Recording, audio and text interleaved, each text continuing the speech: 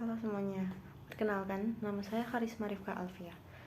NIM saya 22963589 dari Ilmu Komunikasi 07. Di sini saya akan menjelaskan tentang komunikasi antar budaya.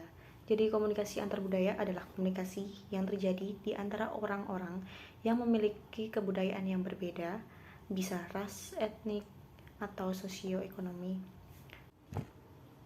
Di dalam komunikasi antar budaya terdapat juga fungsi-fungsi, yaitu yang pertama adalah fungsi pribadi. Fungsi pribadi adalah fungsi komunikasi yang ditujukan melalui perilaku komunikasi yang bersumber dari dalam seorang individu. Identitas para fungsi pribadi ada 3. Yang pertama adalah menyatakan identitas sosial. Dalam proses komunikasi antar budaya terdapat beberapa perilaku komunikasi individu yang bisa digunakan untuk menyatakan identitas sosial. Dari perilaku berbahasa itulah dapat diketahui identitas diri maupun sosial. Misalnya dapat diketahui asal-usul bangsa, agama, maupun tingkat pendidikan seseorang. Yang kedua adalah menyatakan integrasi sosial. Inti dari konsep integrasi sosial adalah menerima persatuan dan kesatuan antara pribadi antar kelompok, namun tetap mengakui perbedaan-perbedaan yang dimiliki oleh setiap unsur. Yang ketiga adalah menambah pengetahuan. Seringkali dalam komunikasi antar pribadi maupun antar budaya, menambah pengetahuan bersama, saling mempelajari kebudayaan masing-masing. Yang keempat adalah melepaskan diri. Terkadang kita dalam berkomunikasi dengan orang lain itu melepaskan diri atau mencari jalan keluar atas masalah yang kita hadapi. Pilihan komunikasi seperti itu kita namakan komunikasi yang bersifat menciptakan hubungan yang komplementer dan hubungan yang simetris. Dalam fungsi komunikasi antar budaya, fungsi komunikasi yang kedua adalah fungsi sosial. Yang pertama yaitu fungsi sosial pengawasan. Dalam setiap proses komunikasi antar budaya, fungsi ini bermanfaat untuk menginformasikan perkembangan tentang lingkungan. Fungsi seperti ini banyak dilakukan oleh media massa yang menyebarkan secara rutin perkembangan peristiwa yang terjadi di sekitar kita.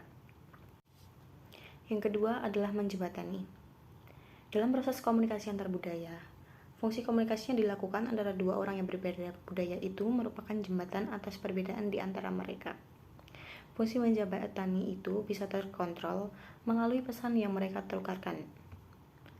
Yang ketiga adalah sosialisasi nilai. Fungsi sosialisasi merupakan fungsi untuk mengajarkan dan memperkenalkan nilai-nilai kebudayaan suatu masyarakat kepada masyarakat lain. Yang keempat adalah menghibur. Fungsi menghibur juga sering tampil dalam proses komunikasi antar budaya. Misalnya menonton tarian tradisional, hiburan tersebut termasuk dalam kategori hiburan antar budaya. Ada pula prinsip komunikasi antar budaya. Yang pertama adalah relativitas bahasa. Relativitas bahasa mempengaruhi pemikiran dan juga perilaku yang paling banyak disuarakan oleh para antropologis linguistik. Karena bahasa-bahasa di dunia sangat berbeda dalam hal karakteristik semantik dan strukturnya, tampaknya masuk akal untuk mengatakan bahwa orang menggunakan bahasa yang berbeda juga akan berbeda dalam cara mereka memandang dan berpikir tentang dunia. Yang kedua adalah bahasa sebagai cermin budaya. Bahasa mencerminkan suatu budaya. Semakin besar perbedaan budayanya, maka semakin nampak perbedaan komunikasinya. Semakin besar perbedaan antara budaya, maka semakin sulit pula komunikasi yang akan dilakukan. Yang ketiga adalah mengurangi ambigu antar budaya.